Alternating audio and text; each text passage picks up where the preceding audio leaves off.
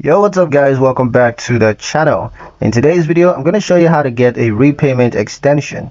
If you're experiencing short-term cash flow issues and need more time to repay a Fundbox draw, you may be eligible to request a repayment extension. While Fundbox doesn't advertise flexible repayment option, they may accommodate requests in certain situations. Here's how to approach it. First, let's understand how Fundbox repayment works. Fundbox offers weekly repayment plans over 12 or 24 weeks.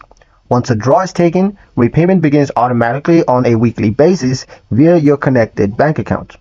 It's important that Fundbox does not offer pause or different features in dashboard. So you're going to need to request an exception manually.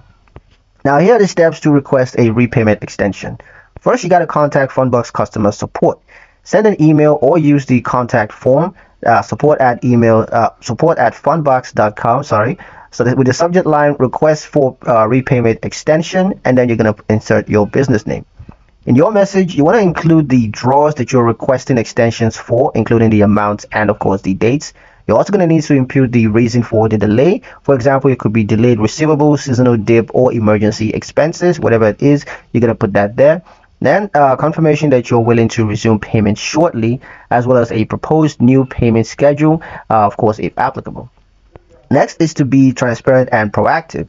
Support teams are more likely to grant leniency if you reach out before a payment is missed, or if your account is in good standing, and of course if you've maintained a consistent repayment history. Next, you want to provide updated financials if requested, of course. You may be asked to reconnect or update your bank account data. Also provide a cash flow projection or invoice pipelines, as well as to confirm upcoming deposits or expected revenue.